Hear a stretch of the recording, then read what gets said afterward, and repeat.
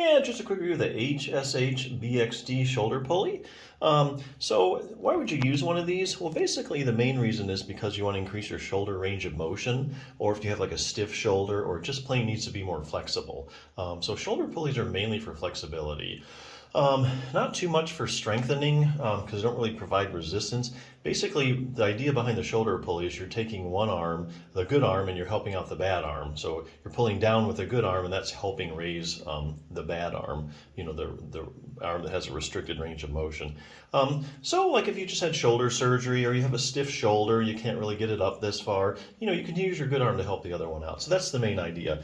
Won't really do much for strengthening unless you're like super, super weak. Like say you're like sitting and you have your hand on your knee. If you can't even raise your arm up off your knee at all, you might be able to get a little strength from this because you can use the good arm, to help lift it up and gain a little strength there.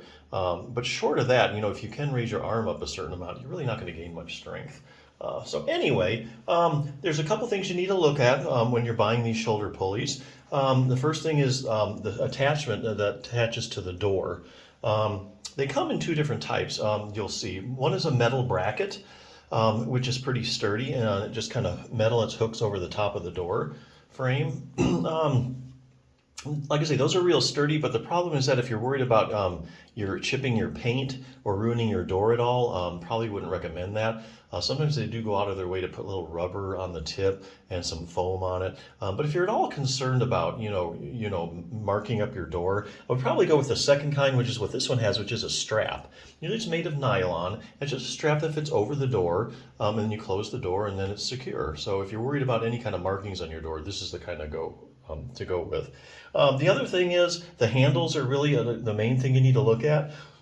Handles come in like foam, wood, or plastic. Those are the three most common types. If you're concerned about cleaning it off every time, or let's say if you're going to buy this for like your physical therapy clinic, and a bunch of patients are going to be using it, or a bunch of people are going to be using it, you want something that you can clean off very easy, something that's non-porous.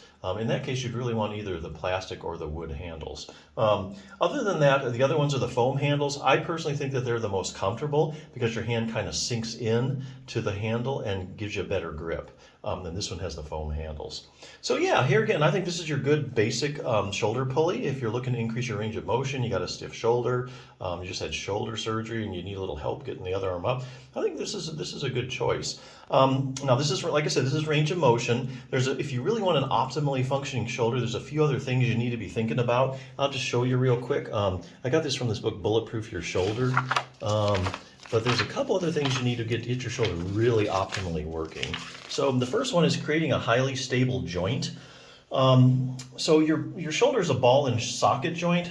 It's a very shallow ball and socket joint. That's unlike, say, the hip. The hip is a very deep ball and socket joint. It doesn't depend as much on the muscles to keep it in place as does the shoulder. Since the shoulder is a very shallow ball and socket joint, really stability, keeping that ball firmly in the socket is really all about muscular support. So out of all the muscles that really keep that ball firmly in the socket, it's your rotator cuff that really does the most of the work. Rotator cuff is a group of 4 muscles. This kind of goes in a little bit of that. So you want to get your rotator cuff really strong to get good shoulder stability. That's going to go a long way, especially like impingement syndrome, where you're, some of the structures on the shoulder are being pinched in between the acromion and the head of the humerus. If you strengthen your rotator cuff, a lot of times it just plain goes away. Okay, so the other thing is building a solid base. Even if you have a really strong rotator cuff, the shoulder actually operates on a base, and that base is called your scapula or your shoulder blade. So even though your rotator cuff is keeping your ball and socket joint really close together and firmly in place, if the base that it sits upon is unstable, still could give you some problems. So basically, let me show you some of the muscles you need to work for strengthening. So here's all the muscles that stabilize the shoulder. So these are some of the muscles you need to work to get optimal scapular stability. When you get good scapular stability, then your shoulder can operate from a really stable base. And really it just takes like 1 or 2 exercises. Actually, the rowing exercise hits about most of these muscles. Hip flexibility, we talked about that. There's actually about 4 critical shoulder range, 4 motions that you need: overhead stretch, behind the back, the side stretch, and across the chest. So those are the 4 major motions that you have to have in your shoulder at least.